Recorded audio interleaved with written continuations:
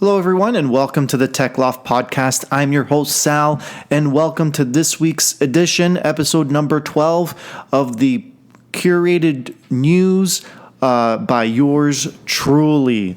So before we begin, I just want to remind everyone to please, if you haven't already, subscribe to the podcast. And if you enjoy the podcast, see if you can rate, give it a few good stars on the popular podcasting platforms.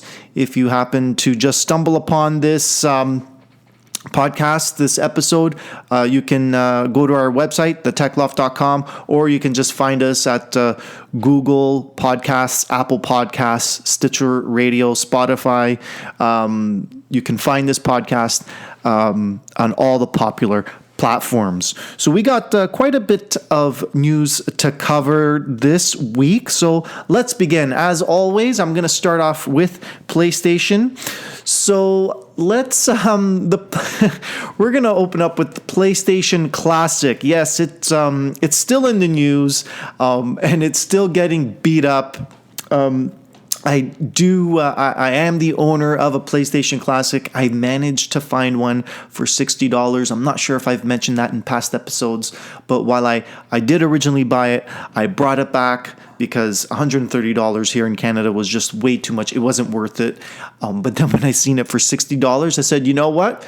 I'm willing to pick that up. And lo and behold, it's been hacked, and it's the hacking tools have improved, and it makes it really easy to add games to there. But you're not supposed to say that. It's just for educational purposes only.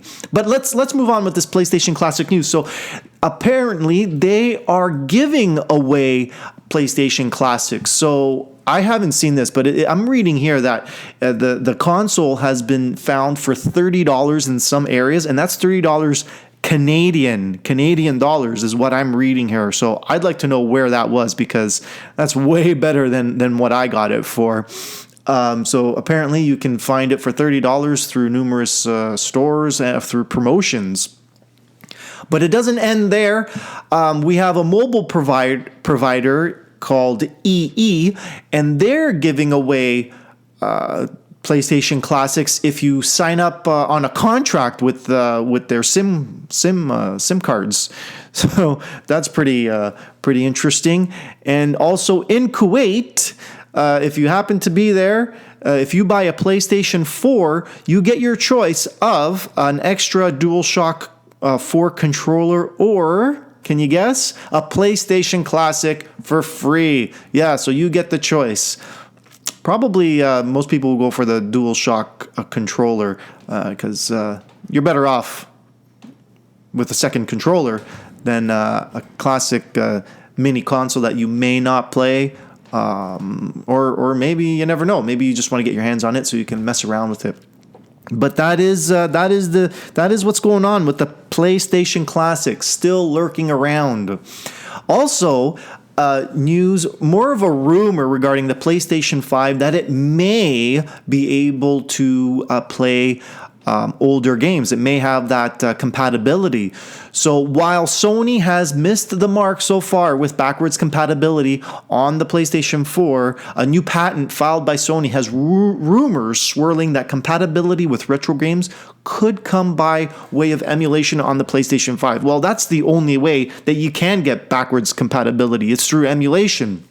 But the problem is trying to get the software to work with the specific custom architecture of, for example, the PlayStation 3. So the new patent filed by Sony could suggest that the PlayStation 5 will offer backwards compatibility with all PlayStation consoles, a feature that would no doubt delight PlayStation fans. I would absolutely love it. I have games going back as far as the PlayStation 2.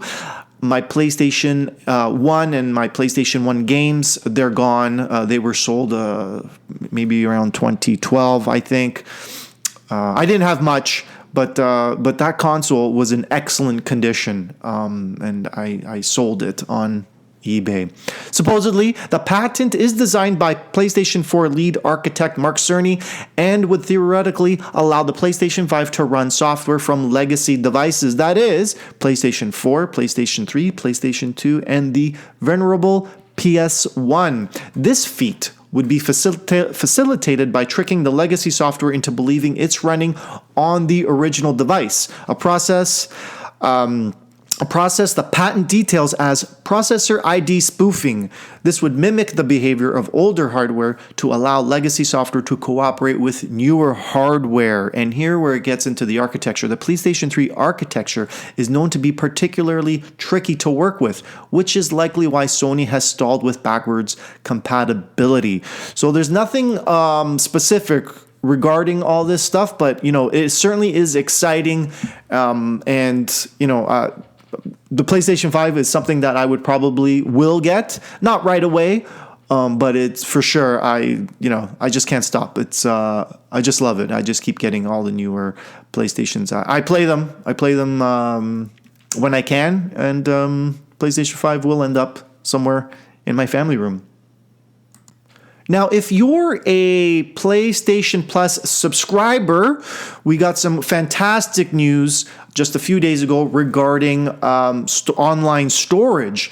So if you're constantly running out of storage space for your saved files, it's your lucky day. Sony's PlayStation Plus storage expansion is now live, giving all PlayStation Plus members 100 gigabytes of cloud storage. That's 10 times the previous allowance PS Plus members received as part of their subscription. Now, the expansion comes as Sony removes free PS3 and PS Vita games from its monthly game selection, focusing on PS4 games only for the very near future, at least. So this is fantastic. So this might tell us that for PS5 games, maybe game saves are going to be a little bit more bigger, so we're going to need a little bit more space to handle that. Now, I only wish Apple would expand their online storage. When you sign up for an Apple account, you get 5 gigabytes for free. Well, that's so outdated. That's 10 years old now. At the very least, they need to give us a little bit more. Come on, guys. But anyways, this is Sony news. Let's keep going with Sony. So another key part of that article was that free games are being removed for the PS3 and PS Vita. That's something that I was going to get to next, but no more free games for PS3 and PS Vita. So that kind of sucks. But for PS Vita people, you can always hack your little console and enjoy free games. All free games. Now, this is going to bring us into my last PlayStation update, is the free games for February 2019. Now, PS3 and PS Vita are still included with February's giveaway. But this is it. This is the last month that the PlayStation 3 titles and PS Vita titles will be on the list. So let's start off with PS Vita games. We've got Gunhouse, we've got Rogue Aces, and Dive Kick. On the PlayStation 3 console, we've got Dive Kick, which is a cross buy. So once you get it once, you get it for all the other consoles available. And Metal Gear Solid 4 Guns of the Patriots. That is something I'm going to get my hands on. I definitely want to grab that. And finally, for the PlayStation 4 games, we've got For Honor, Hitman Season 1, Gunhouse, another cross-buy, which is available on the PS Vita, and Rogue Aces, which is a PS Vita giveaway as well. And they're kind of cheating us a bit here, because even what I mean, you get the PS4 version, but they're including it as a free giveaway on the Vita as well. They shouldn't. They should have put it with a different title that's only on the PS Vita and not a cross buy as they have there. These games will be available until March 5th, when the March lineup of PlayStation Plus games will be made available for download. Okay, so switching gears to the Xbox news. I don't have much regarding Xbox for this week, but I have found an article that says Microsoft preparing to bring Xbox Live to iOS, Android, and Nintendo Switch. So what they're looking at doing is with Xbox Live, cross-platform play will allow developers to integrate friend lists, multiplayer functionality, and achievements into existing mobile games. So, to expand on that, some iOS and Android games already have Xbox Live achievements, but they're only enabled in titles from Microsoft Studios, and there's not many of them available right now. Microsoft describes this new push as much bigger, and they say that Xbox is expanding from 400 million gaming devices and a reach to over 68 million active players to over 2 billion devices with the release of our new cross-platform XDK, they say. So combined with Microsoft's Xbox Game Pass, the company's trying to create a Netflix for video games with a subscription that gives you access to games no matter where you intend to play them. If Microsoft can convince developers to allow it to handle the social and multiplayer aspects of games, then its subscription game service will look a lot more promising to gamers on rival consoles and mobile devices. We should learn more about Microsoft plans at the Game Developers Conference when it starts next month on March 18th. Moving on, we've got free games with gold for the Xbox Live members. They too obviously get their free games just like PlayStation Plus members. So what we have here for the month of February is we have Bloodstained, Curse of the Moon, available on Xbox One. Super Bomberman R for the Xbox One is also, that's going to be released for free on February 16th. We have WRC6, an Xbox One title.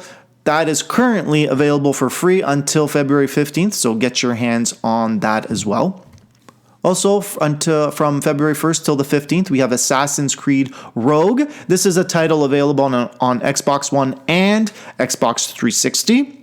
Star Wars Jedi Knight, Jedi Academy, another title that's on the Xbox One and Xbox 360, is available from February 16th till the 28th. And there you have it. Those are your free games for the month of February if you're an Xbox Live subscriber.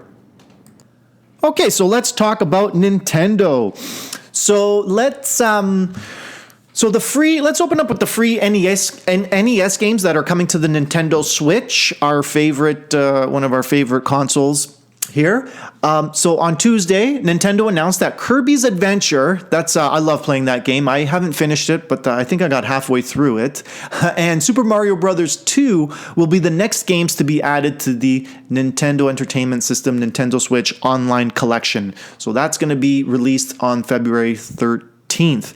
Now, I don't know if any of you guys know this, but Super Mario Bros. 2 that was released here in North America wasn't really a Super Mario game. It was originally called Doki Doki Dreamland or something like that along those lines. And what Nintendo of Japan said is they actually had a Super Mario Brothers 2 game, but they felt it was too difficult for a North American audience. So what they did is they took Doki Doki and rebranded it to Super Mario Brothers.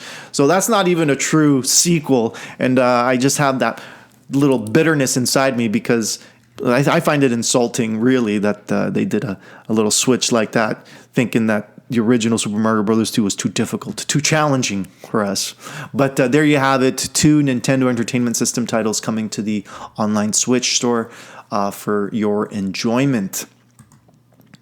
Now, there's also a Nintendo movie, Mario movie, and they've expected to hit theaters around 2022. So Nintendo is partnering with Illumination Entertainment. This is the company behind Despicable Me and Minions, to produce an animated film based on the Super Mario series. The project was formally announced last January 2019, following a report by the Wall Street Journal, and now Nintendo has revealed when it's expected to hit theaters. So, not sure, not much other details about it, but looks like they're working on something. Now, This isn't the first feature film to be based on the Mario series. I do recall the Super Mario Brothers movie, a live-action movie released in 1993. And I think they said that they were very critical on it, and it was a commercial failure. Bob Hoskins, the late actor who portrayed Mario in the film, called it the worst movie he's ever been a part of. Oh my God. Nintendo, likely wary for another flop, said it may abandon the animated film if it isn't interesting enough. Well, let's hope they have some success at that. But I do clearly remember that Super Mario Brothers movie because they even debuted Super Mario Brothers 3, which is probably just a promotion piece for the game, if anything. Now, let's talk about the mobile space here. So, although Nintendo recently announced Mario Kart Tour's release would be delayed until the summer of 2019, it looks like the Japanese gaming giant will fill that void with a mobile take on the Dr. Mario franchise called Dr. Mario World. So, little is known about the game so far, but all we have is a brief description from a press release that says it's an action puzzle game. We also know Dr. Mario World is set to be released early this summer on Android and iOS, and as you may already have guessed, the game will also be free to play. Well, I'm glad. Hopefully, you don't have to pay. You don't have to start paying in game just to get the other levels. The first entry in the long-running action puzzle franchise was released back in 1990 for the NES. Popular game. I personally loved it. My wife even one of her favorite games on that console. And it has also been released on a variety of platforms, including the Game Boy, Game Boy Advance, and Super Nintendo. Now, I don't think I've played it on the Super Nintendo. I'm going to have to look for that title now. But there you have it. We're going to get Super Mario World, and then we'll get Super Mario Kart, which is the kart game is what I'm really looking forward to. And finally, in Nintendo news, Final Fantasy VII is going to be coming to the Nintendo Switch. So Nintendo has indicated that we may not have to wait long before the beloved RPG Final Fantasy VII is available on the Switch. Final Fantasy developer and publisher Square Enix originally revealed its intention to bring the game to the Switch in September 2018 when it was announced for the platform alongside Final Fantasy 9, 10, 10-2 Remaster, and Final Fantasy 12 The Zodiac Age. However, they only gave a vague 2019 release window. While coming soon doesn't exactly tell us a specific release date, at least we know we won't be waiting until the end of the year for it. So, Final Fantasy VII fans out there, and you're on the Switch, looks like you're going to get a nice little treat. Now, Final Fantasy VII is a game I haven't played it. I do intend to give it a spin because I've heard nothing but good things, and people after all these years are still playing this game. So there's some really old classic titles that I still got to get playing on. Now, moving on from video games, I've got a couple articles here that I found, wanted to share with you. So we've got a judge ordering a cheat programmer $150,000. They have to pay $150,000 in damages and attorney fees. So a federal court, this is in the United States, has filed a default judgment against Johnny Perez, the maker of Grand Theft Auto Online cheat program Elusive, in a copyright infringement suit. So Southern District of New York Judge Kevin Castle has ordered Perez to pay the statutory maximum of $150,000 plus attorney fees after Perez declined to answer the charges in court. So, Elusive is one of a number of mod menus that let Grand Theft Auto Online players take practically full control of the multiplayer game environment, including granting the ability to generate infinite amounts of in-game currency. In turn, undermines Take-Two's pricing and sales of legitimate virtual currency. So he got a big slap on the hand and has to pay that fine for. So if anything, see that cheaters never win. Don't cheat on your online games. So Elusive was sold for anywhere between $10 to $30 for months before it was forced offline last February after what Perez called discussions with Take-Two Interactive. They probably just said, "Hey, buddy, we're coming after you." And by the time he took it offline, it was way too late. They've taken him to court. And the next article is quite interesting for mobile users. So Apple is reporting that there are some apps that are recording your screen. So not your camera, but just what you see on your screen. And what we have here, it's an app developed by Glassbox. And Glassbox claims that its session replay service is used to improve users' experience. Users' data may be put at risk during screen recordings. Now, we've got quite a number of people here, companies that have used this technology. Expedia, Hotels.com, Abercrombie and Finch. And here's a big one here. Living in Canada, Air Canada. Air Canada has been identified as a client of Glassbox. So this is big news. So what Apple is also doing is they're threatening to yank these iOS apps out of their store. And they told them that they have less than 24 hours to remove the code or they will get pulled. So good on Apple for stomping that out. But, privacy breaches like this, they're nothing compared to the bigger picture that's most likely going on in the background. But that's your tech news for this week. We've gone over 20 minutes, a lot of information. Hopefully you found something useful. Again, please subscribe to the channel. If you find where we're listed, where you're subscribing from, rate the podcast. Give us some good ratings. You can tweet us at the Tech Loft. Give us some suggestions, some questions. Maybe you have some answers. But we'll see you next time. And thanks for listening, folks. Ciao for now.